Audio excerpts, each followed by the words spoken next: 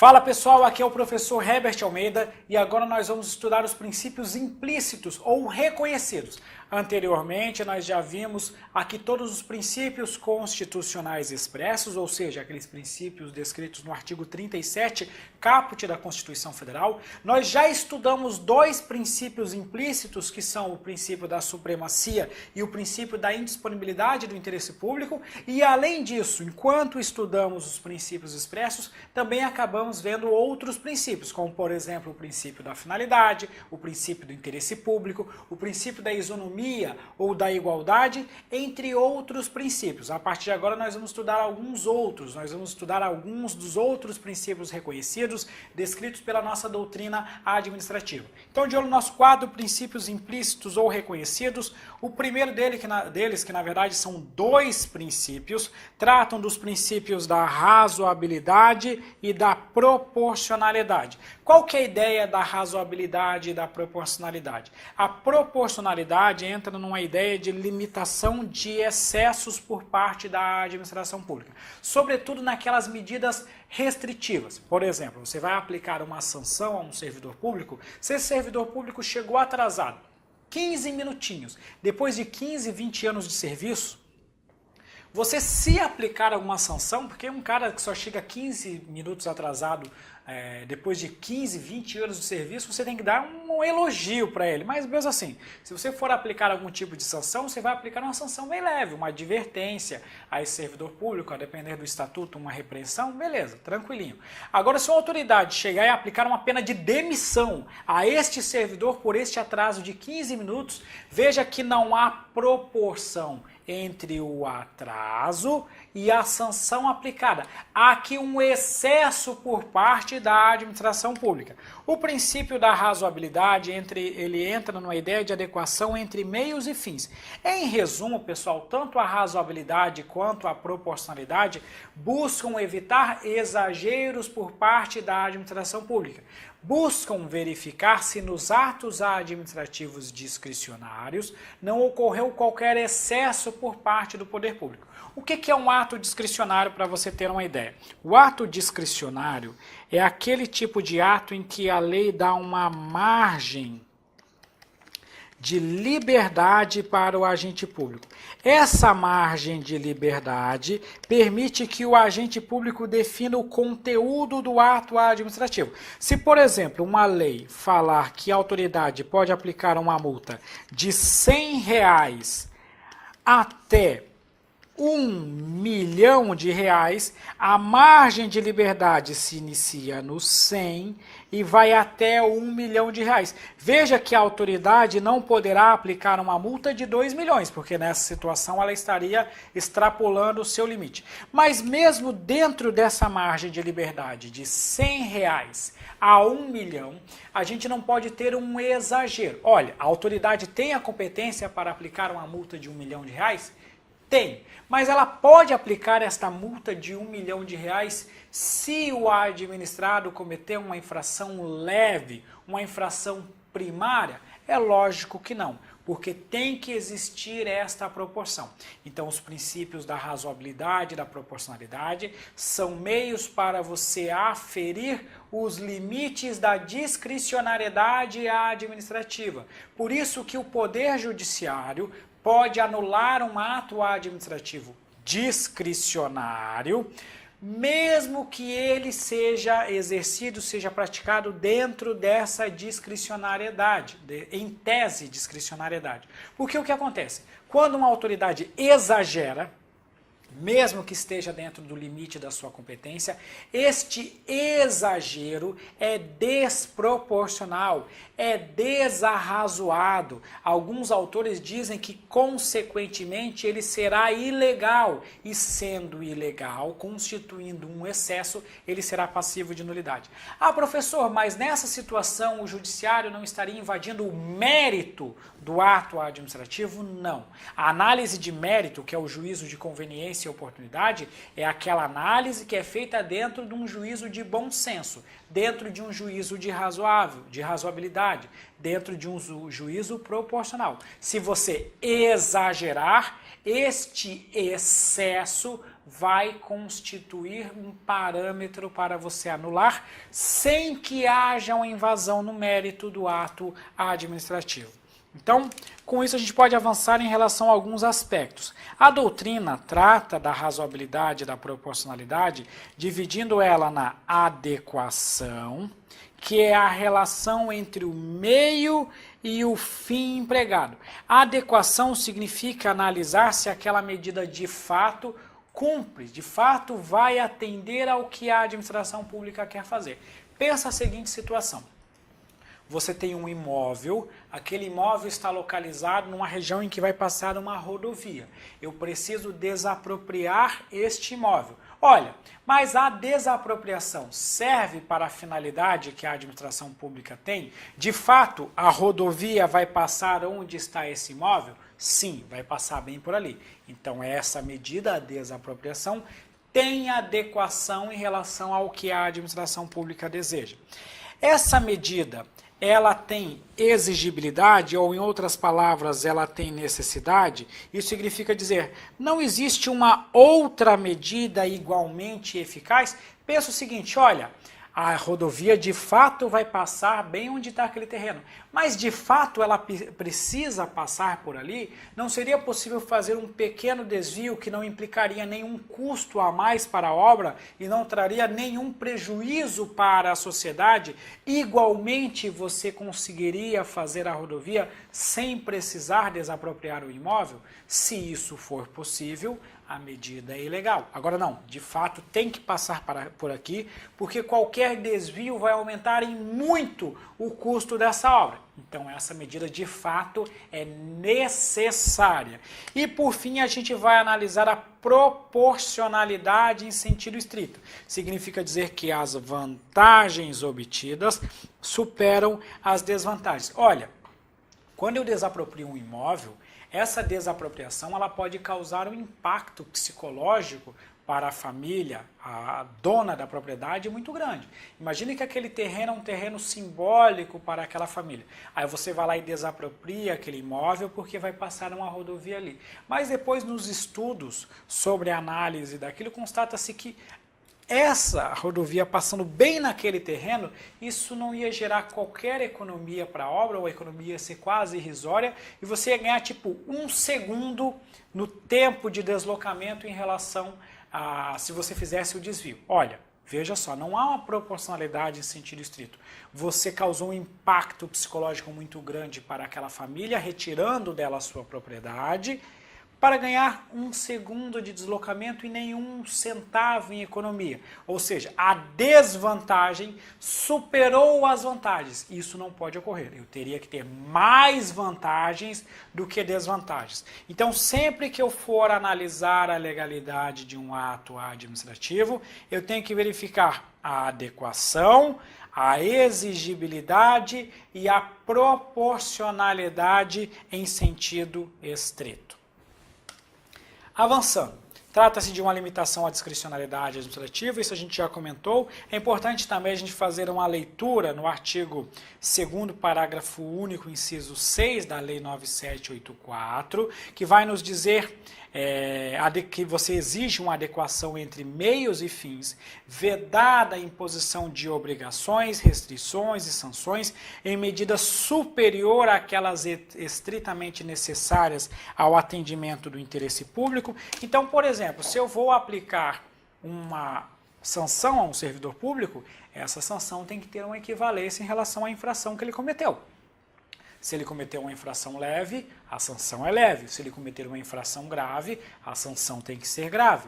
Sempre tem que ter essa análise, adequação entre meio e fim, e analisar exatamente essa questão, qual é o objetivo, o que você quer alcançar com aquele ato. Pessoal, a gente também tem que ter uma análise aqui muito importante quando se trata da razoabilidade e da proporcionalidade, que na prática é muito difícil de diferenciar esses dois princípios. A gente até coloca lá conceitualmente no nosso PDF o que seria a proporcionalidade e o que seria a razoabilidade, mas na prática é quase inviável você ver uma diferença. A gente lê nesses livros de direito administrativo, os autores lá usando 2, 3 páginas para trazer uma diferença irrisória entre um e outro, que no final das contas as bancas de prova acabam ignorando para não correr o risco de ter que anular a questão. Então, em geral, a razoabilidade e a proporcionalidade são tratadas quase como sinônimos. Alguns autores tentam diferenciar, mas é muito difícil de você fazer isso.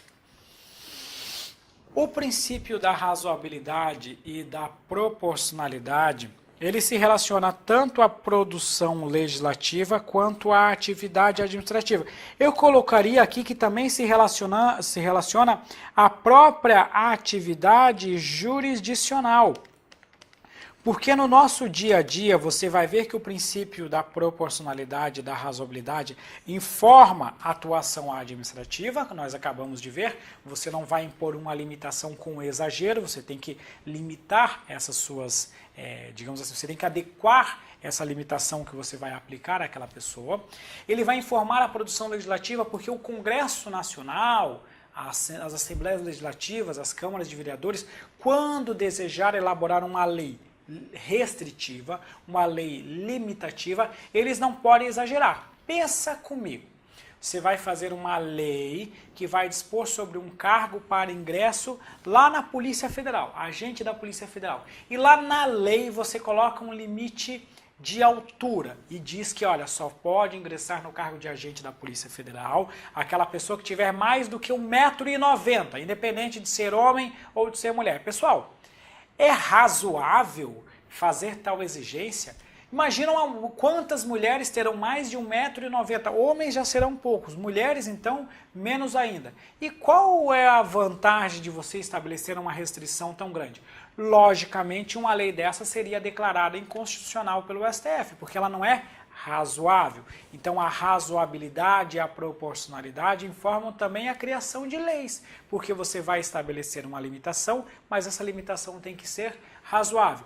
E também vai informar o próprio Poder Judiciário, porque o STF, quando fosse analisar a constitucionalidade desta lei que eu acabei de falar, ele iria verificar se essa lei era constitucional ou não, com base nos parâmetros da razoabilidade e da proporcionalidade. Beleza? Então não se esqueça, o princípio da razoabilidade e da proporcionalidade, eles não se limitam apenas à atividade administrativa. Vamos ver então como que esse tema pode aparecer em prova. O princípio da razoabilidade se evidencia nos limites do que pode ou não ser considerado aceitável e sua inobservância resulta em vício do ato administrativo.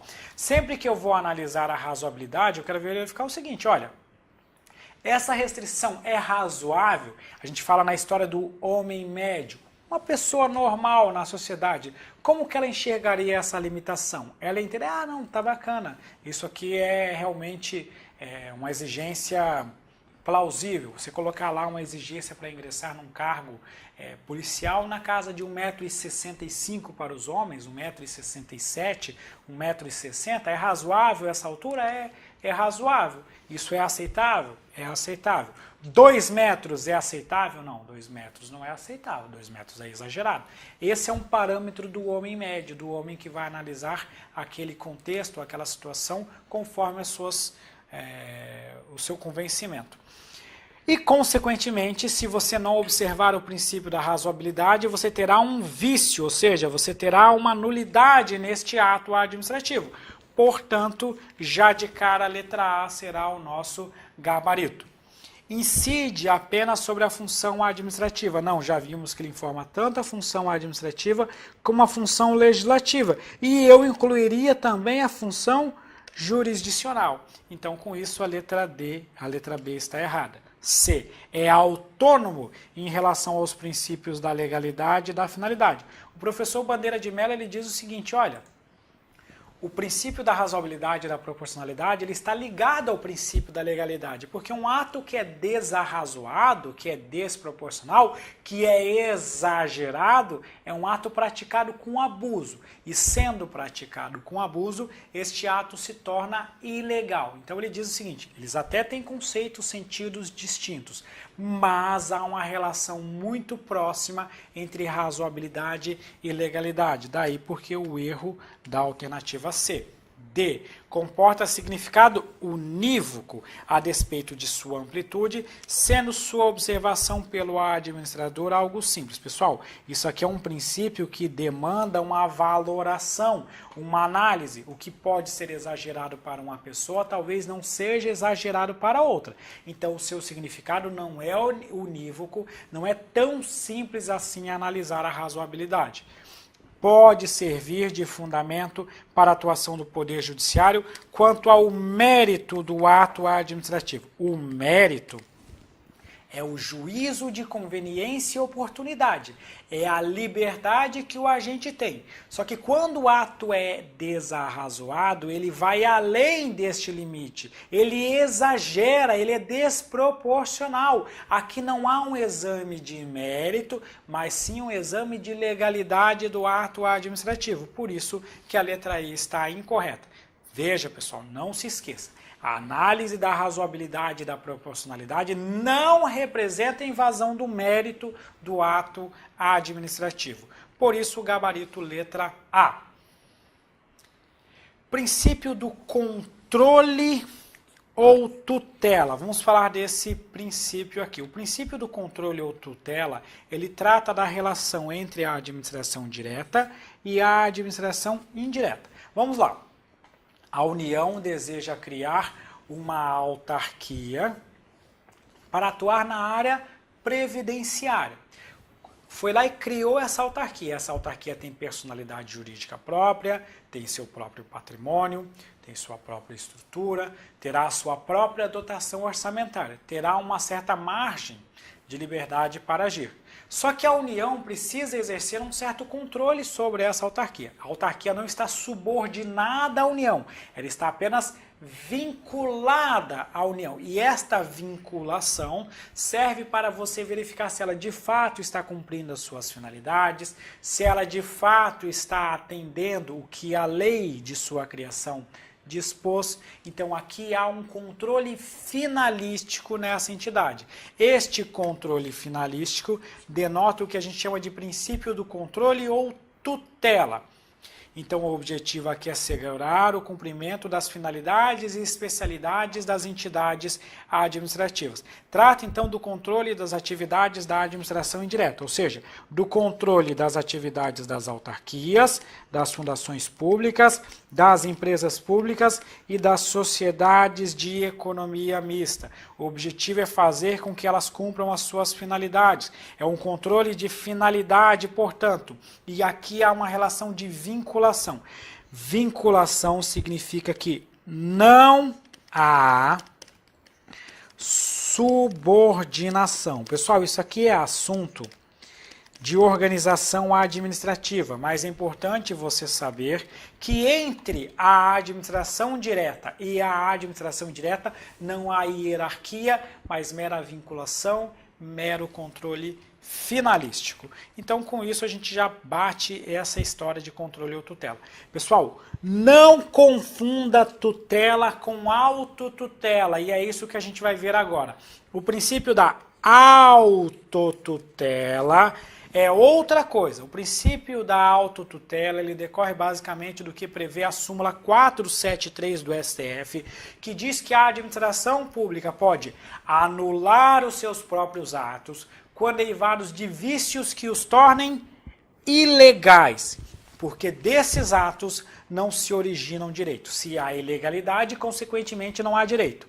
Ou revogá-los por motivo de conveniência ou oportunidade, respeitando, nesse caso, o direito adquirido, e ressalvar em toda a situação a apreciação judicial. O que essa súmula vinculante está nos dizendo? Primeiro momento, que atos ilegais são passíveis de anulação.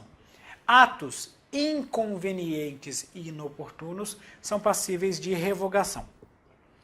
Eu vou dar um exemplozinho para você. Imagine que o seu pai e a sua mãe foram lá e baixaram uma norma de funcionamento na sua casa. Nessa norma ele diz o seguinte, olha, o seu pai pode autorizar você a sair de casa até às 20 horas. Ultrapassadas as 20 horas, somente a sua mãe pode autorizar você a sair de casa. Então, o pai pode autorizar até às 20 e a mãe é que tem a competência para autorizar depois das 20. Imagine que lá pelas 18 horas você pediu, não, lá pelas 4 da tarde você pediu para o seu pai para sair. O seu pai pode deixar você sair. Aí ele fala, beleza filho, pode sair, mas até as 20 horas você tem que estar em casa. Você saiu de casa, o ato do seu pai é válido? É válido, porque ele tem competência para autorizar que você saia até as 20 horas. Você saiu, chegou na casa do seu amigo e recebe uma ligação do seu pai dizendo o seguinte, olha meu filho, beleza, eu te autorizei a sair, estava tudo certo, mas pensando bem, eu estava analisando algumas outras coisas aqui, a gente vai precisar fazer algumas coisas aqui em casa e eu preciso que você volte. O que o seu pai fez? Ele revogou a autorização para você sair de casa, mandando você voltar para casa. Você pode ser punido por ter saído às 4 horas? Não, porque o seu pai autorizou, então não se aplica a punição aqui. Como o seu pai revogou, claro, pessoal, isso aqui não é um ato administrativo, é só um exemplo para a gente entender o que é essa história de revogação e anulação. Veja, o ato foi praticado dentro da legalidade, mas o seu pai resolveu, por um juízo de conveniência e oportunidade, resolveu desfazer este ato. Isto é uma revogação. Agora vamos pegar um segundo exemplo. Você foi lá e pediu para o seu pai para sair. E já eram 9 horas da noite. Seu pai não percebeu o horário e deixou você sair. Daqui a pouco seu pai olha no relógio e, meu Deus, ele não poderia ter saído, eu só poderia autorizar ele sair até às 8 da noite. Agora já são 9. O que o seu pai vai fazer? Vai anular a autorização que você tinha para sair. Qual é a diferença dos dois? Na primeira, o ato era válido, mas ele desfez. Na segunda, o ato era inválido e, consequentemente, ele também desfez este ato. Isso é, num exemplo aqui do seu dia a dia, o que seria a revogação e o que seria a anulação. Então, voltando para o nosso quadro, é isso que a gente está tratando. E no final ela coloca aqui ressalvar em todo caso a apreciação judicial, porque a própria Constituição Federal consagra o princípio da inafastabilidade da tutela jurisdicional. Significa dizer que em qualquer coisa, qualquer situação dessa, você poderia ir lá no Poder Judiciário e dizer, ó, eles anularam o negócio sem me dar o contraditório e ampla defesa. Eles revogaram isso aqui e eu tinha um direito adquirido, não poderia ter revogado. Enfim, qualquer ato administrativo se sujeita ao controle do Poder Judiciário. Então vamos lá. O que significa o princípio da autotutela? Que a administração pública pode controlar os seus próprios atos. Em virtude da legalidade, ou seja, verificar se o ato está de acordo com a lei, ou então pode controlar pelo mérito, ou seja, avaliar a conveniência e a oportunidade do ato. Este controle ele pode ocorrer por provocação ou de ofício. A administração pública se submete também ao princípio da oficialidade. O Poder Judiciário ele não pode anular um ato porque ele simplesmente quis anular. Ele não pode sair controlando os atos da administração pública. Ele só exerce esse controle quando provocado. Agora, a administração pública, por se submeter ao princípio da oficialidade, pode controlar os seus atos de ofício e, se constatar uma ilegalidade, ela mesma, independente de qualquer solicitação, de qualquer pessoa, pode desfazer este ato. Veja, a administração pública exerce a autotutela por provocação, quando alguém vai lá e solicita, ou agindo de ofício, quando assim o desejar. Os atos que afetam os interesses dos administrados somente poderão ser desfeitos após a concessão do contraditório e da ampla defesa. Voltando ao exemplo que eu falei sobre a menina lá, o rapaz, que poderia sair de casa e precisava de uma autorização do pai. O pai autorizou ela a sair. Aí o pai constatou, ou ele a sair, aí o pai constatou a ilegalidade, o que ele tem que fazer? Ó, eu estou te concedendo o prazo de 5 minutos para apresentar a sua defesa. Aí você vai fazer a sua defesa, vai entregar o documento para o seu pai vai analisar e vai dizer, não me convenceu. Mesmo assim, volta para casa. Então veja só, ele só pode desfazer um ato que afeta o interesse do administrado após conceder o contraditório e a ampla defesa. Conceder um benefício para o servidor e depois quer desfazer esse benefício? Contraditório e ampla defesa. Conceder uma licença de funcionamento, uma licença para a construção de uma obra e quer desfazer, quer anular? Contraditório e a ampla defesa. Em qualquer dessas situações que você vai desfazer um ato que atende interesses dos administrados, antes de desfazer, você concede o contraditório e a ampla defesa. Em situações excepcionais, o contraditório e a ampla defesa pode até ser posterior, mas tem que conceder o contraditório e a ampla defesa. Um outro sentido, vou colocar uma barra aqui, acabamos de ver o princípio da autotutela no seu sentido clássico. E esse aqui tem um outro significado dado pela professora Maria de Pietro. Ela diz que significa o princípio da autotutela a capacidade que a administração pública tem de zelar pelos bens que integram o seu patrimônio, sem necessitar de título fornecido pelo Poder Judiciário. Ou seja, ela pode adotar as suas medidas de polícia. A administração pública pode usar da força policial, por exemplo, para proteger o patrimônio de uma praça pública.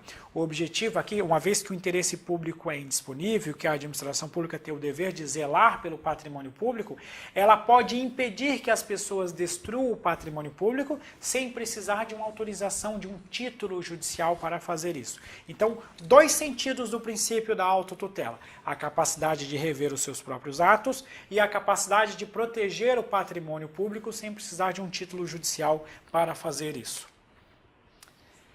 Questãozinha. Um dos princípios do direito administrativo denomina-se especialidade. Na verdade, a gente já vai analisar esse princípio da especialidade, então daqui a pouco eu volto para a gente resolver essa questão. Primeiro a gente avança, vamos falar do princípio da especialidade e aí sim eu volto para tratar essa questão. Vamos lá. O princípio da especialidade ele é muito semelhante ao princípio da tutela. Ele trata de uma relação de descentralização administrativa, ou seja, trata da relação da criação das entidades da administração indireta. Pessoal, sempre que você vai criar uma entidade da administração indireta, você tem que ter uma lei. Esta lei ela vai autorizar a criação da entidade ou vai efetivamente criar a entidade. Por exemplo, as autarquias são criadas por lei. As empresas públicas, a lei só autoriza a criação, mas a efetiva criação depende de um ato posterior. Beleza. Em qualquer caso, nós teremos uma lei. Esta lei, ela vai definir a área de atuação daquela entidade. Então, se você vai criar uma empresa pública e essa empresa pública vai trabalhar no fornecimento, na distribuição de energia elétrica, a lei diz, fica o Poder Executivo autorizado a criar a empresa pública X para atuar na prestação, no fornecimento, na distribuição de energia elétrica. Aí pergunto para você, pode essa empresa pública atuar vendendo carros? Não, porque se ela fizer isso, ela vai estar contrariando a sua lei que autorizou a sua criação. Então, o objetivo do princípio da especialidade é verificar se está sendo observado o princípio da legalidade. Porque se a lei definiu uma área de atuação, a entidade somente poderá atuar nessa área definida na lei. Ele também busca assegurar o cumprimento do princípio da indisponibilidade do interesse público. Ora, o cara que é o diretor da empresa pública, ele não é o dono daquela empresa pública. Ele é apenas um gestor. Ele apenas está lá atuando em nome da sociedade.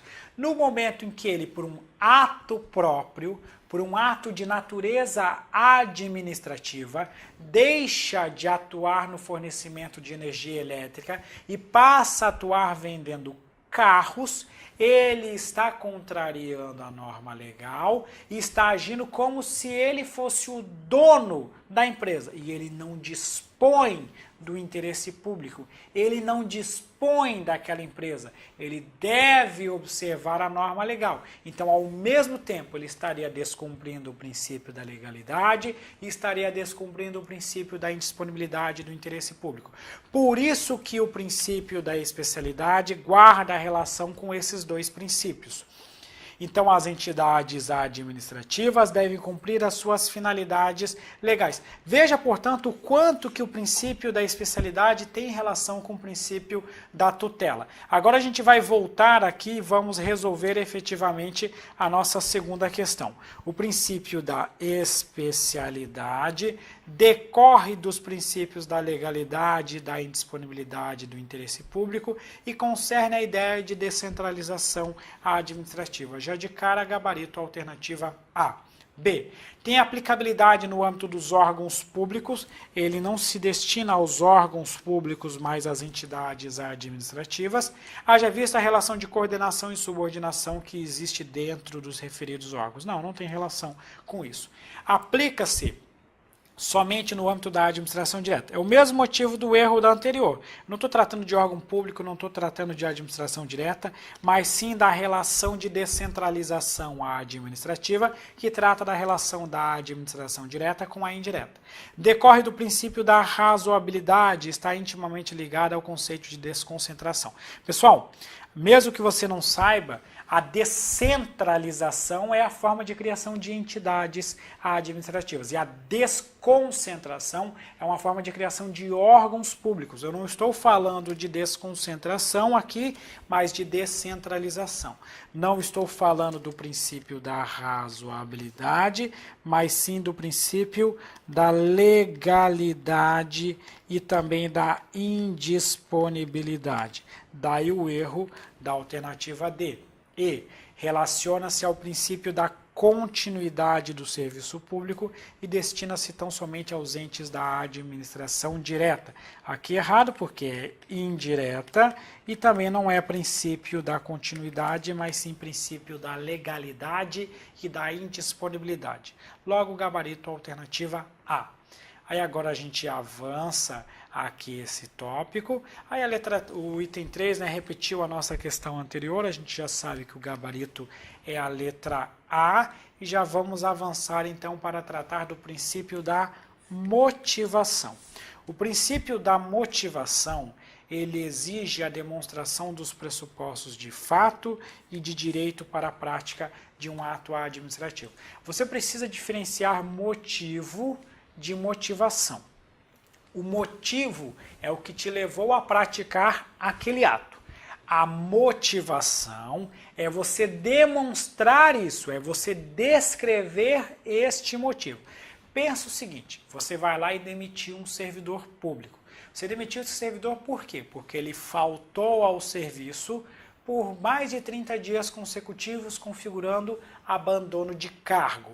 Aí eu digo o seguinte, qual foi o motivo? Foi o abandono de cargo, beleza. Agora o que é a motivação? Você vai chegar lá num processo administrativo, você vai pegar uma folha e nessa folha você vai dizer o seguinte, olha, eu, fulano de tal, estou aplicando a pena de demissão ao servidor público, uma vez que ele faltou ao serviço entre os dias X e Y.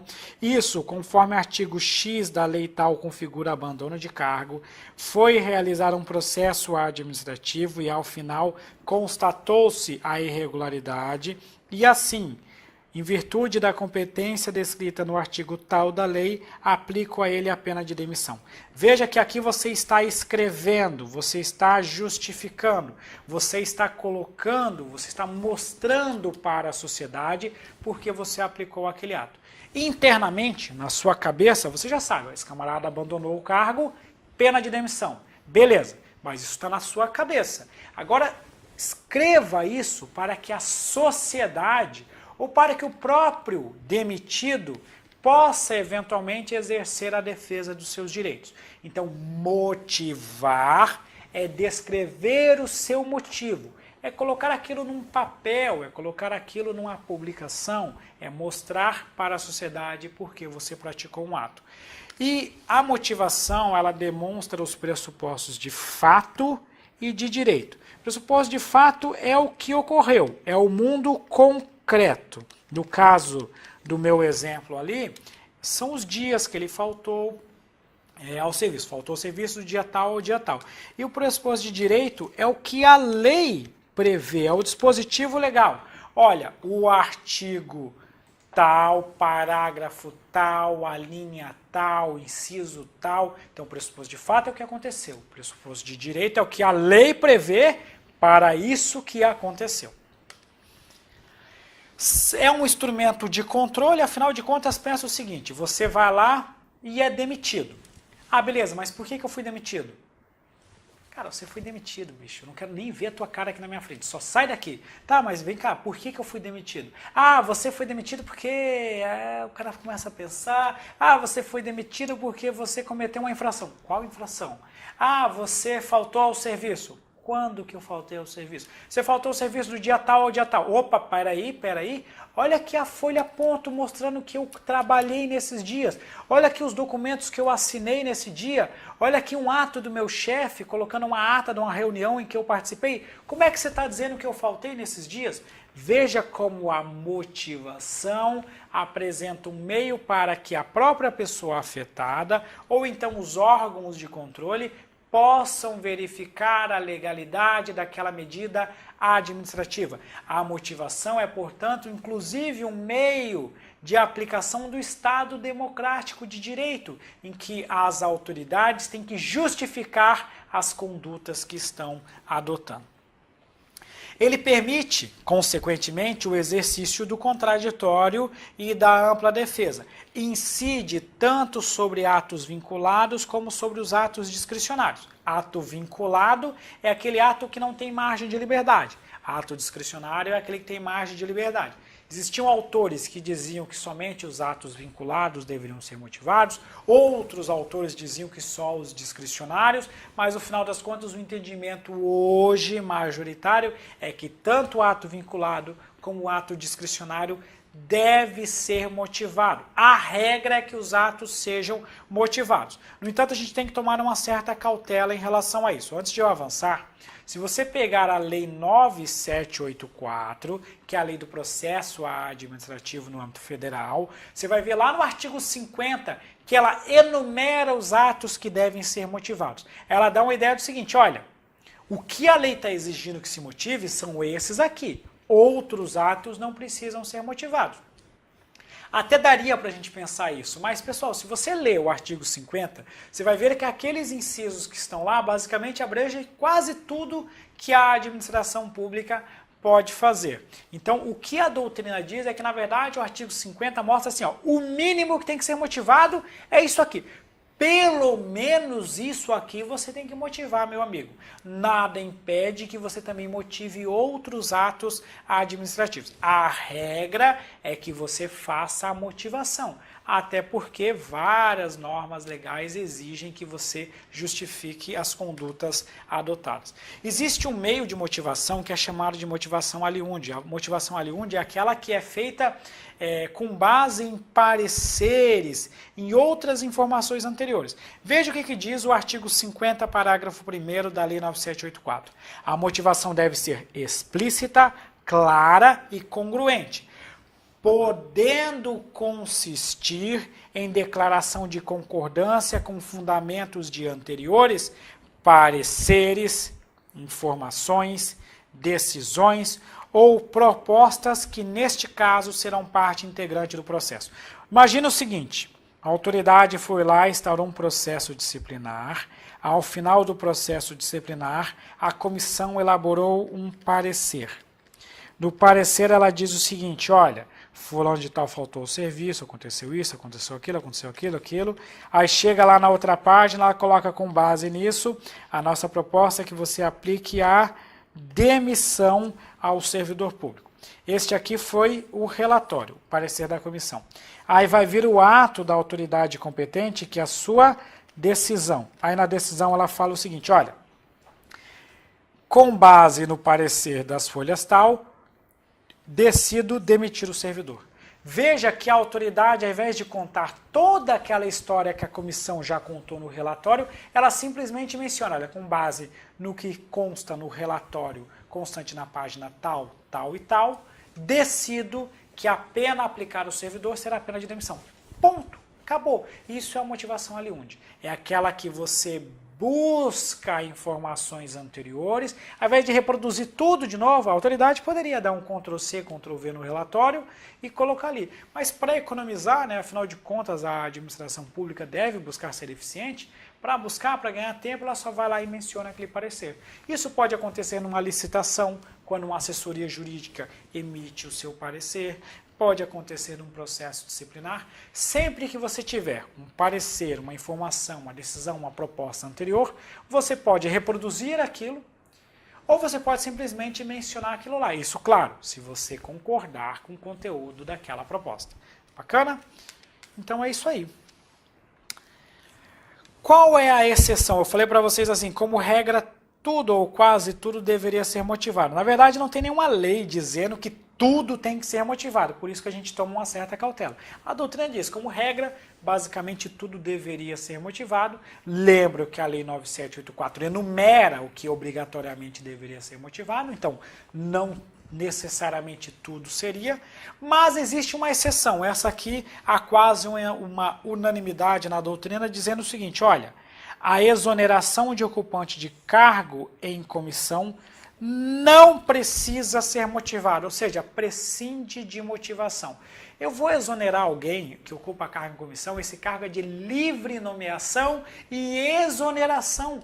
A Constituição Federal diz que por qualquer motivo eu posso exonerar esse camarada. Olha, cara, esse cara é feio demais, eu não aguento mais olhar a cara dele. Exonera esse cara pelo amor de Deus. É óbvio que a autoridade não vai colocar num papel dizendo que exonerou o cara porque ele é feio, porque daí depois vai sofrer lá um processo por causa disso. Então, simplesmente ela exonera e não coloca qualquer motivo para isso. Se ela quiser motivar, ela pode? Ela pode. Ela é obrigada? Não, ela não é obrigada. Então, não se esqueça, exoneração de ocupante de cargo em comissão não precisa ser motivada. Agora, tratando do princípio ou melhor dizendo, do princípio da continuidade do serviço público. Esse aqui é um dos mais cobrados quando se trata de princípio implícito. Esse princípio diz que os serviços públicos devem ser prestados de forma ininterrupta. Significa dizer que a administração pública, como regra geral, não pode interromper a prestação de um serviço público. O serviço não pode sofrer do que a gente chama de solução de continuidade, que é quando o serviço deveria continuar e para por algum motivo. Pessoal, essa expressão serviço público que eu estou adotando aqui, eu estou dando a ela um sentido amplo. Eu não estou falando apenas dos serviços públicos propriamente ditos, como o serviço de transporte público municipal, como o serviço de fornecimento de energia elétrica, serviço de fornecimento de água. Não estou falando só desse serviço. Eu estou falando de todo tipo de serviço prestado pela administração pública, inclusive atividades administrativas internas. Galera, não existe coisa pior do que você chegar numa prefeitura e o cara falar o seguinte, olha, o meu chefe está de férias, cara, não tem como assinar esse alvará que você está precisando desesperadamente. Olha, essa situação é um absurdo e atenta contra o princípio da continuidade. Os serviços, tanto administrativos, como os serviços públicos propriamente ditos, como regra, não devem ser interrompidos. Alcança toda a atividade administrativa, como a gente acabou de comentar, e algumas consequências do princípio da continuidade. A primeira restrição do direito de greve. Quando eu falo restrição, eu não estou falando de vedação, eu não estou falando de proibir o direito de greve. Na verdade, a Constituição Federal assegura ao servidor público o direito de greve e de livre associação sindical. Tratando um pouquinho sobre a greve dos servidores públicos. Esse direito deveria ser regulamentado em lei. Esta lei até hoje não foi disciplinada e por isso o STF decidiu que a greve dos servidores públicos deverá ser aplicada no que couber a lei que regulamenta e disciplina a greve no âmbito da iniciativa privada. Isso foi uma decisão não tão antiga do STF. Então, atualmente, você usa a norma privada aos servidores públicos no que couber. O STF vem dando várias decisões limitando, restringindo o exercício do direito de greve, uma vez que a greve dos servidores não pode prejudicar a sociedade. Bem recentemente, no ano passado, o STF entendeu que os policiais civis não podem exercer greve. Olha que ponto interessante, porque a Constituição Federal veda que os militares exerçam greve. Então já tem uma vedação expressa em relação a isso. Sobre os policiais não existe expressamente essa vedação na Constituição, mas o STF entendeu que os policiais civis e outros agentes da área de segurança não têm direito à greve. Basicamente equiparou eles aos militares, impedindo que eles exerçam greve, mas exigindo que a administração pública faça as negociações salariais com esses agentes públicos. Outra consequência do princípio da continuidade do interesse público são os instrumentos da interinidade, da suplência, da delegação e da substituição para preencher funções públicas temporariamente vagas. Tem uma vez que o aluno me questionou a diferença entre esses instrumentos. Basicamente, aqui a interinidade e a suplência são situações em que você vai ter o seguinte, olha, quem é o interino? Olha, fulano de tal está temporariamente impedido de exercer essa atribuição. Quem que vai exercer interinamente, ou seja, temporariamente essa função, até que esse camarada volte. Isso é interinidade, que é muito semelhante à suplência. A suplência já fica um nome ali do suplente, olha, se eu sair, você imediatamente assume o exercício das minhas atribuições. A delegação é quando você chega uma autoridade, eu estou delegando essa atribuição para você. Essa atribuição seria minha, mas você pode exercê-la. E a substituição entra na mesma ideia, basicamente, que é a interinidade e a suplência. Saiu o titular, entra um substituto para exercer durante aquele período aquela atividade. Se no meu exemplo da prefeitura, o cara que saiu de férias, que tinha que assinar aquele alvará, delegasse aquela atribuição ou deixasse um substituto eventual, a gente não teria esse tipo de problema, né? Fica a dica aí para as prefeituras parar com essa história de dar férias para o chefe e não colocar um substituto para segurar as pontas nesse período. A limitação da exceção ao contrato não cumprido. Meu Deus, professor, o que é essa história de exceção ao contrato não cumprido? Se você contratar alguém para pintar a sua casa é muito grande. Vamos supor que essa pessoa vai passar 3 meses pintando a sua casa. E você pactuou com essa pessoa que você faria pagamentos quinzenais. A cada 15 dias você faria um pagamento. O cara trabalhou 15 dias, você fez o primeiro pagamento. Trabalhou mais 15, você fez o segundo pagamento.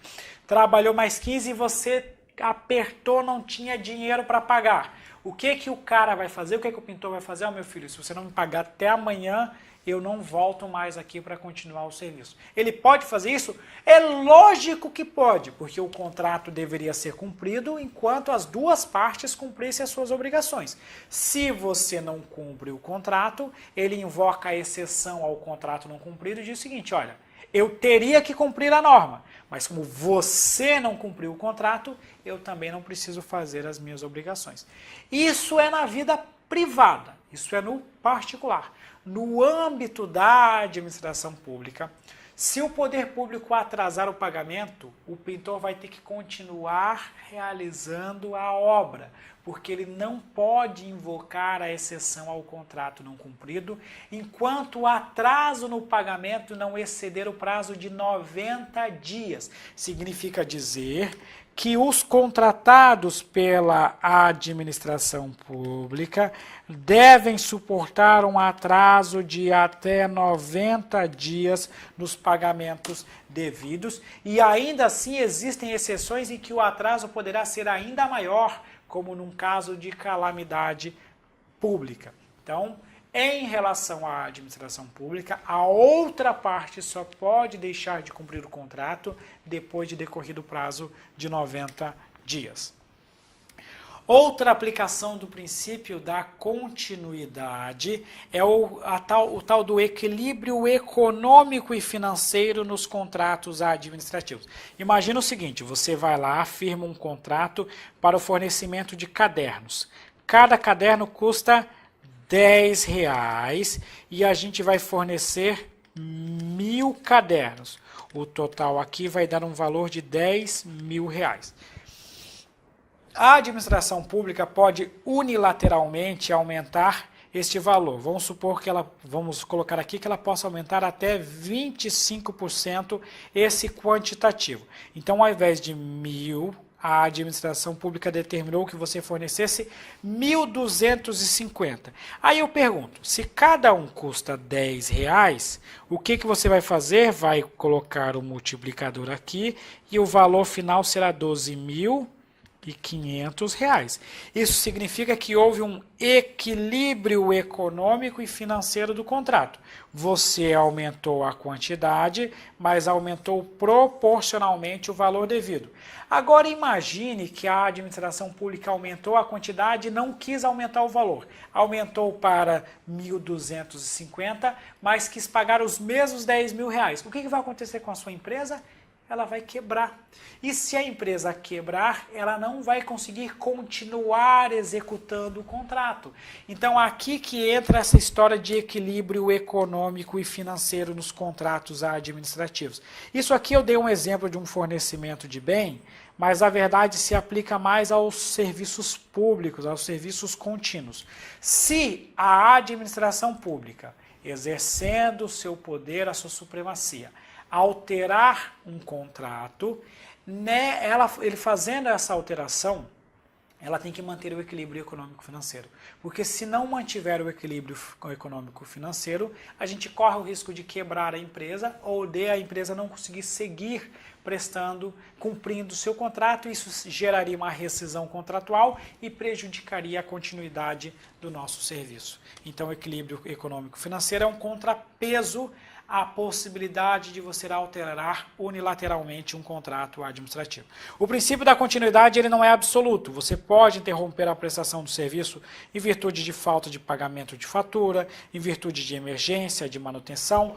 E em relação à falta de pagamento, pessoal, volta e meia, o inadimplente é a própria administração pública. Isso acontece muito com o fornecimento de energia elétrica. Vários órgãos e entidades públicos acabam não pagando as devidas faturas. O STJ já foi chamado a se pronunciar questionando o seguinte, olha, se o município não paga a fatura de energia elétrica para uma distribuidora de energia elétrica, para uma concessionária de serviço público, essa concessionária pode cortar o fornecimento da energia elétrica? Sim, ela pode cortar.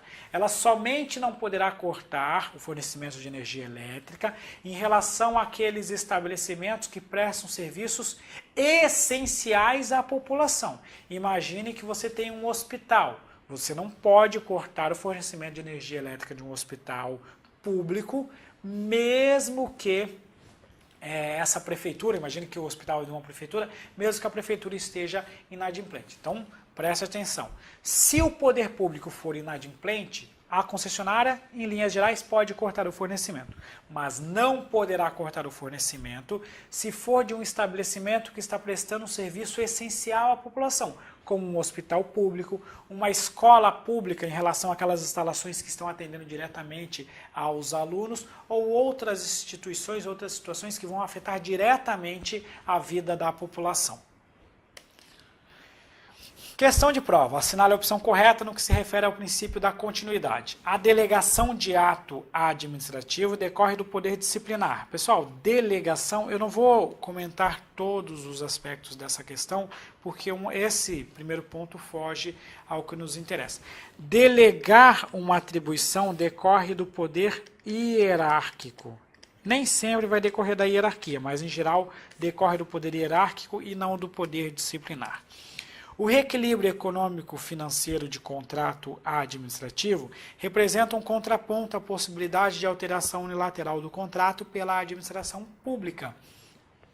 funcionando como mecanismo de garantia da continuidade do serviço público. Isso a gente acabou de explicar, né? O reequilíbrio econômico-financeiro, a manutenção do equilíbrio financeiro, é um contraponto à possibilidade que a administração tem de alterar unilateralmente os contratos administrativos. A continuidade do serviço público afasta a possibilidade de o contratado opor à administração, à exceção do contrato não cumprido. Não afasta, apenas limita essa possibilidade. Você tem que aguentar um atraso e só depois desse atraso poderá opor a exceção ao contrato não cumprido. O princípio da continuidade do serviço público não impede a suspensão no fornecimento de energia elétrica, ainda que se trate de iluminação pública. Lembra que eu comentei o seguinte, olha, se o poder público atrasar o pagamento de faturas, é possível que você corte o fornecimento desse fornecimento de energia elétrica. Agora, se aquela atividade for essencial à população, afetar diretamente a vida da população, aí você não poderá ter o corte. Então veja o que ele fala, o princípio da continuidade não impede a suspensão do fornecimento de energia elétrica se tratar de iluminação pública. Impede sim, porque a iluminação pública, se você cortar a iluminação pública de determinada avenida, de determinada praça, você pode atentar contra a segurança da população. Então, por isso que você tem que ter um cuidado, uma limitação sobre isso. Embora o direito de greve seja assegurado constitucionalmente aos servidores públicos, a falta de norma federal regulamentadora desse dispositivo, que garante a continuidade do serviço, torna ilícito o exercício desse direito. Não, pessoal, realmente falta uma norma regulamentadora, mas atualmente nós estamos aplicando a norma privada no que couber aos servidores públicos. Então, o erro da letra E. Por isso, o gabarito letra B. Tratando agora do princípio do contraditório e da ampla defesa. Aqui não tem muito o que falar, nós já comentamos sobre esse princípio. O artigo 5º, inciso 55 da Constituição, diz que aos litigantes em processo judicial ou administrativo e aos acusados em geral, são assegurados o contraditório e a ampla defesa com os meios e recursos a ela inerentes. Se aplica tanto a processos punitivos, tanto que a gente fala aqui acusados em geral, como aos litigantes. Processo punitivo seria, por exemplo, um processo administrativo disciplinar. Estão querendo aplicar uma sanção disciplinar porque você cometeu uma irregularidade. Isso é um processo punitivo. Agora, um litigante seria aquela situação que o objetivo aqui não é aplicar uma pena, mas há um certo conflito. Imagine que uma empresa está querendo instalar uma unidade em determinado bairro, a população alega que aquele bairro é um bairro residencial. Aqui há uma litigância. A prefeitura deu um alvará para a empresa, a população vai lá e diz, não poderia ter dado o alvará, porque isso aqui é uma área residencial. Vai surgir um processo administrativo para apurar os fatos e nós teremos os litigantes. A empresa que tem interesse em instalar a sua sede e a população, a sociedade local que não quer aquela empresa ali, porque estaria atentando contra os seus direitos descritos no plano diretor do município. Ninguém vai ser punido aqui em tese. Por isso que há litigância nesta segunda situação. O princípio da segurança jurídica. Eu falei que o princípio da continuidade cai muito e este princípio da segurança jurídica também cai muito. Vamos lá. O objetivo do princípio da segurança jurídica é assegurar a estabilidade das relações jurídicas. Esse aqui é o aspecto objetivo do princípio da segurança jurídica. O que é assegurar a estabilidade das relações jurídicas? Pessoal, não existe coisa pior do que uma hora a administração decide de uma forma, numa outra hora ela decide de outra forma, numa hora ela faz uma coisa, na outra hora ela faz outra coisa. Se ela ficar mudando o tempo todo o que ela vai fazer, a gente não terá previsibilidade, a gente não terá como se planejar. Por isso que as relações jurídicas elas têm que ser estabilizadas. Se a administração conceder um alvará de funcionamento para determinada empresa, essa empresa vai fazer investimentos vultuosos naquela área. Aí daqui a pouco a administração resolve desfazer aquele diz, você não pode funcionar. Meu Deus, mas e tudo o que eu gastei, todo o investimento que eu tive, como é que eu vou recuperar ele agora? Veja, não houve estabilidade nesta relação jurídica. Então, o princípio da segurança jurídica tem o objetivo principal de fazer com que você tenha um planejamento no médio e no longo prazo, impedindo que a administração pública tome decisões contraditórias e desfaça aquilo que ela fez anteriormente. Então, o objetivo é assegurar a estabilidade das relações jurídicas. Algumas aplicações, algumas consequências, alguns meios de concretização deste princípio. O Instituto do Direito Adquirido, né? Imagine o seguinte, você quer se aposentar, e você chega assim, ó, hoje eu preenchi todos os requisitos para a minha aposentadoria. Se eu quiser me aposentar, hoje eu me aposento. Se amanhã mudar a lei e aumentar o tempo de contribuição, esta mudança vale para quem ainda não tinha preenchido os requisitos. Eu, que já preenchi os requisitos, tem um direito adquirido. Veja que aqui a gente tem um meio de assegurar a estabilidade das relações. Porque se não fosse isso, pessoal, todo mundo que atendesse aos requisitos de aposentadoria ia se aposentar no minuto imediato que adquirisse o direito, porque ia ficar com medo de mudar a lei. Então, direito adquirido é aquela situação em que você já preenche os requisitos para gozar daquele direito. Este caso, que está em voga, inclusive, da mudança na legislação previdenciária, é um exemplo. Se eu preencher os requisitos hoje, se a lei mudar amanhã, pouco me importa. O que mudar não vai se aplicar a mim, porque eu já preenchi os requisitos no momento anterior. Ato jurídico perfeito, coisa julgada, né? Aqui a coisa julgada é aquela situação que já esgotou as instâncias no âmbito judicial. Súmulas vinculantes, isso aqui é uma coisa que é relativamente recente, a súmula vinculante. Porque assim, o que é uma súmula? Uma súmula demonstra decisões reiteradas sobre determinado tribunal sobre aquela matéria, mas não são meras decisões reiteradas, são decisões que já foram formalizadas. Olha, o nosso posicionamento nesse tribunal sobre essa matéria é este. Só que as súmulas comuns, elas não vinculam as outras instâncias do Poder Judiciário, nem a própria administração pública. Aí o que acontecia? O STF sumulava um entendimento, mas uma instância inferior de determinado tribunal decidia de outra forma. A administração pública decidia de uma outra forma. Isso aí tudo acabava caindo no Poder Judiciário, ia subindo e ficava tramitando anos e anos para chegar lá no Judiciário, lá no STF, e ele aplicar a sua jurisprudência que já estava consagrada. Olha que absurdo, né? Coisa de brasileiro. Aí, a partir daí, a gente editou a súmula vinculante. A súmula vinculante, ela obriga as outras instâncias do Poder Judiciário e a própria administração pública a decidirem exatamente como está naquela súmula. Para decidir de forma diferente, a autoridade tem que justificar o porquê que está decidindo de forma diferente, mostrando que aquele caso não se enquadra no conteúdo da súmula vinculante. Então, o que fez a súmula vinculante? Para impedir que a administração decidisse de uma forma, uma instância do judiciário de outra instância de outra forma, outra de outra forma, vem a súmula vinculante e padroniza. A partir de agora é isso aqui e todo mundo vai decidir dessa forma e ponto final. Outra aplicação do princípio da segurança jurídica, a vedação, a aplicação retroativa de nova interpretação. Pessoal, eu estou falando aqui de interpretação. Nada impede de lá na frente ser editada uma lei nova e que muda aquele assunto. Agora imagine o seguinte, a lei, vamos pegar um exemplo. A gente tem aqui a lei A. Lei A. Essa lei está em vigor. Aí chega aqui neste dia, no dia X, a autoridade administrativa toma uma decisão. Paga determinado benefício a um servidor público. O servidor passa a receber a partir desse dia aquele benefício.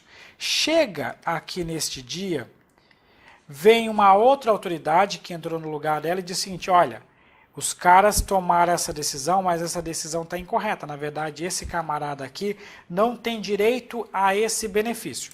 Por que eu coloquei aqui a Lei A? Porque a Lei A está em vigor aqui e continua em vigor aqui. Não mudou a lei é a mesma. O que mudou foi o posicionamento da administração sobre aquela matéria. Lá atrás tinha um parecer dizendo que deveria dar o benefício. A partir de agora tem um novo parecer dizendo que não deve pagar este benefício. Aí pergunto para vocês, o camarada recebeu isso aqui, vamos supor que ele recebeu 10 mil reais durante esse período. Ele vai ter que devolver esse dinheiro? Não, não vai devolver, porque a nova interpretação não pode retroagir. Essa nova interpretação vale daqui para frente. Pergunto, a partir daqui ele vai receber o benefício? Não.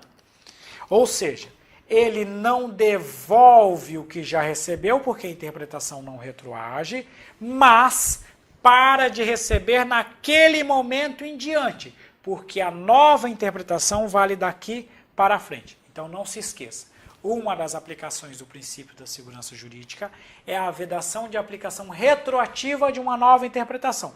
Pode mudar o posicionamento? Pode, mas esse novo posicionamento vale daqui para frente, não vai retroagir. Outra aplicação são os instrumentos da prescrição e da decadência. A prescrição e a decadência têm o objetivo também de assegurar uma estabilidade. Lembra, lá na Lei 9784, a gente tem um comando dizendo que a administração pública não poderá anular determinados atos após decorrido um certo tempo. Extrapolou aquele tempo, decai o direito de a administração anular o ato, ou seja, ela não pode mais desfazer aquilo. O objetivo aqui é dar estabilidade à relação jurídica já constituída. Inclusive está aqui a redação do artigo 54. O direito de a administração anular os atos administrativos de que decorram efeitos favoráveis para os destinatários decai em 5 anos, contados da data em que foram praticados, salvo comprovada má-fé.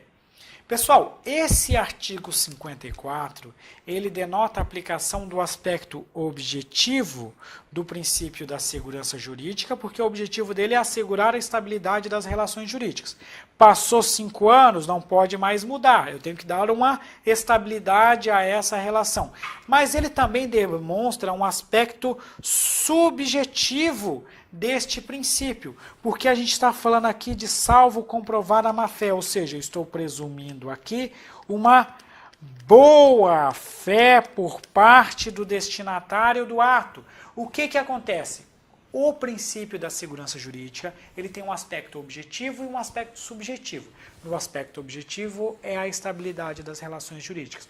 No aspecto subjetivo é a confiança que a sociedade, que o administrado tem para com a administração. Ora, se você está me pagando esse benefício, eu não vou contestar, eu acredito. Você tem um setor de pagamento com pessoal qualificado, você tem um assessor jurídico, você tem uma equipe qualificada e veio e pagou este benefício para mim, eu acredito que estava dentro da legalidade. Pessoal, vamos ser sinceros, estou dando um exemplo aqui da folha de pagamento. No dia a dia, boa parte dos servidores públicos, quando você pega esses cargos que pagam vencimento, com remuneração, com benefício, com isso, tem um monte de cálculo lá que a maioria dos servidores não sabe fazer. Se em determinado dia esse servidor começar a receber mais, ele vai olhar a folha de pagamento, olha, tá caindo aqui, ó, R$300 a mais, que legal, cara, pô, nem sabia disso. Você acha que esse cara está recebendo isso de má fé? É lógico que não. Ele olha a folha de pagamento, sabe que isso foi processado no setor de pagamento e acredita que ele realmente tinha direito àquilo. Porque ele tem uma confiança legítima para com a administração pública. Então, por isso que o princípio da segurança jurídica tem um aspecto objetivo e o aspecto subjetivo demonstra essa situação em que o particular acredita na legalidade dos atos oriundos da administração pública e aí que entra o seu aspecto subjetivo, portanto. Tanto que uma das consequências do princípio da segurança jurídica é a preservação dos efeitos perante terceiros de boa-fé. Lembra que eu falei sobre a história do agente de fato? O agente de fato é aquele que teve uma investidura irregular na administração pública. Mesmo que você desfaça a nomeação dele, os atos por ele praticados, você vai preservar os efeitos deles. Por quê? Os terceiros, as pessoas afetadas por este ato não podem ser prejudicadas por esta ilegalidade. Se eu agir de boa fé, eu não posso ser prejudicado por essa ilegalidade. Aqui a teoria da aparência, eu acreditava que este ato foi praticado dentro da legalidade. Eu tenho uma confiança legítima da atuação da administração. Por isso que eu preservo os efeitos em relação aos terceiros, aquelas pessoas que não têm relação, que não deram causa à ilegalidade. Questão de prova. Considerando os princípios constitucionais legais implícitos e explícitos que regem a atividade da administração, assinale a opção correta. Os princípios da legalidade e da indisponibilidade guiam a atuação do administrador, de modo que apenas o juízo discricionário excepciona-se do controle judicial. Pessoal, todo ato administrativo, inclusive o ato discricionário, está sujeito ao controle judicial. Na verdade, sim, vamos colocar uma interrogação nessa questão e vamos analisar as demais alternativas, que daqui a pouco eu volto, na verdade, para analisar um aspecto específico dela. Em decorrência do princípio da reserva legal, a administração pública está autorizada a fazer apenas aquilo que não seja legalmente proibido. Pessoal, isso aqui não é reserva legal. Reserva legal trata daquelas situações em que você exige uma lei em sentido formal. Não é isso que está tratando. Além disso, a administração se submete à legalidade administrativa, ou seja, só pode fazer o que a lei autoriza ou determina. A questão aqui estaria tratando da autonomia da vontade, por isso que ela está incorreta. C.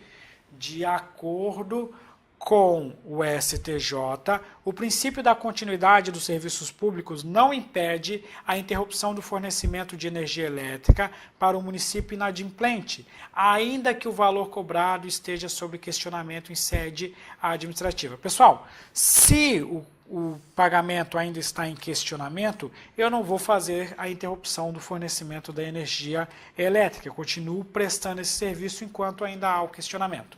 D. Em virtude dos princípios da proteção à confiança e da segurança jurídica, entende o STF que podem ser considerados válidos os atos praticados por agente público ilegalmente investido. Veja só. Em virtude dos princípios da proteção à confiança e da segurança jurídica, o STF entende que podem ser considerados válidos atos praticados por agente público ilegalmente investido na função pública. Então, essa aqui é a aplicação do princípio da segurança jurídica, tanto no aspecto objetivo quanto no aspecto subjetivo. Lembrando que aqui também poderia ser a aplicação do princípio da impessoalidade, afinal de contas, esse ato é imputado ao órgão ou entidade ao qual o agente integra. E por ser um princípio estruturante, implícito da atuação da administração pública, na prática, a supremacia do interesse público é um conceito jurídico indeterminável. Tem uma parte da doutrina que diferencia o que seria um conceito indeterminado e indeterminável. O princípio da supremacia ele é um conceito indeterminado, mas no caso concreto eu poderei determiná-lo. Porque o que acontece? O que é supremacia? O que é interesse público? O que seria interesse privado? Isso eu vou analisar o caso concreto para dizer se é legítima a restrição ou se não é legítima a restrição.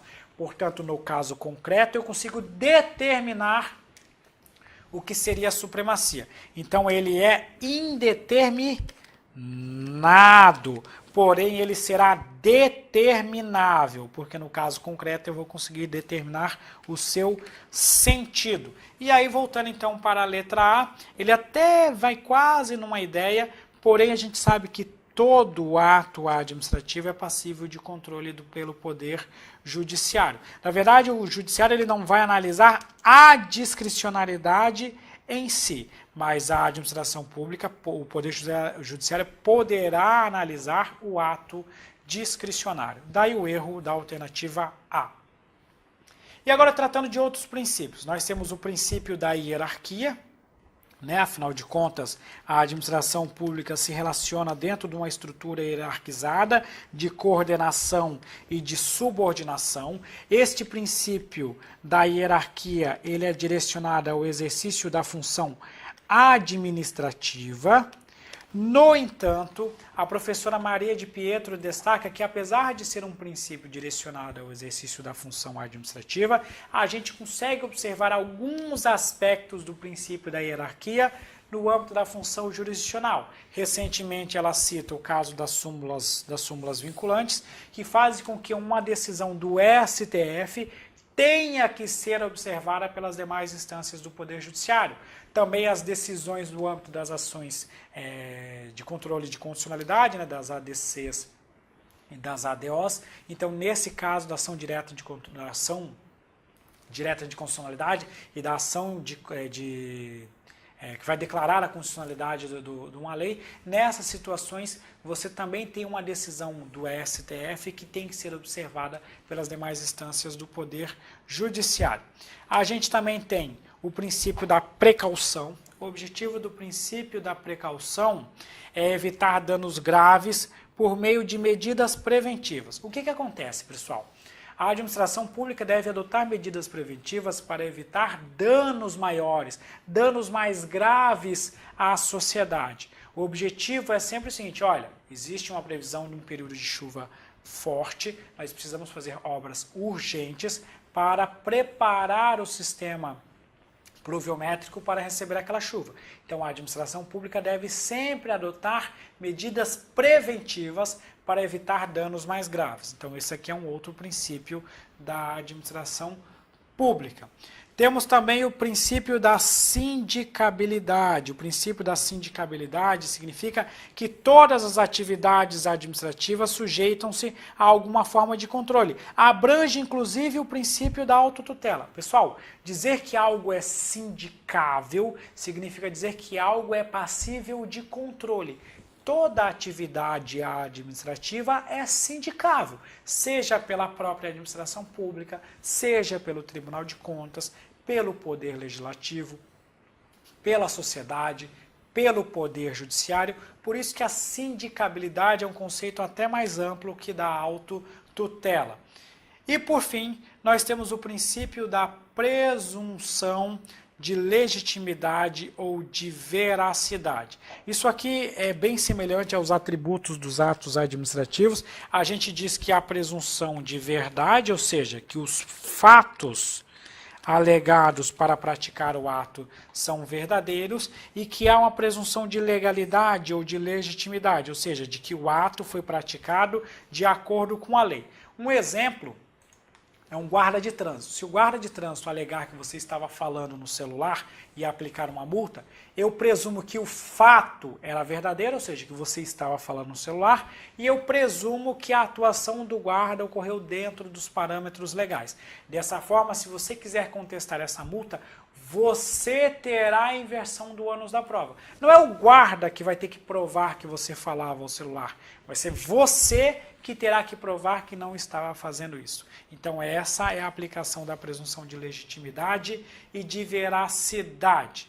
Então com isso nós podemos resolver mais algumas questões. Assinale a opção correta a respeito dos princípios da administração pública. Em decorrência do princípio da hierarquia, acabamos de falar dele, nega-se o direito de greve e de livre associação sindical aos funcionários do Poder Judiciário.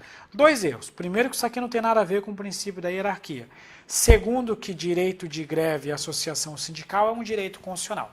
B, em decorrência do princípio da legalidade, é permitido ao agente público praticar atos administrativos que não sejam expressamente proibidos pela lei. Veja só, em relação ao princípio da legalidade, é permitido ao agente público praticar atos que não sejam expressamente proibidos em lei. Isso aqui estaria tratando da autonomia da vontade, que é aplicável lá aos particulares. A observância dos princípios da eficiência e da legalidade é obrigatória apenas para a administração direta. Pessoal, isso aqui é o LIMP. O LIMP alcança a administração direta e também a administração indireta. Daí o erro dessa questão. D, a proibição de nomear parentes para ocupar cargos comissionados na administração pública é a expressão da aplicação do princípio da moralidade. É a vedação ao nepotismo relacionada tanto à moralidade quanto à impessoalidade. O princípio da publicidade não está expressamente previsto na Constituição. De graça, né? Publicidade faz parte do nosso LIMP, então está lá no artigo 37 da Constituição. Com isso, o gabarito letra D. E, por fim, a questão 7ª, a questão da ESAF, a possibilidade jurídica de submeter-se efetivamente qualquer lesão de direito e, por extensão, as ameaças de lesão de direito a algum tipo de controle denomina-se. Lembra que eu falei, o que é passível de controle significa que é sindicável. Então, por isso, aqui a aplicação do princípio da sindicabilidade. Beleza? Dessa forma, gabarito alternativa B. É isso aí, pessoal. Aqui o nosso gabarito geral, A, B, D, D, B. Então, com isso, a gente fecha aqui a resolução das nossas questões. Muito obrigado e até a próxima.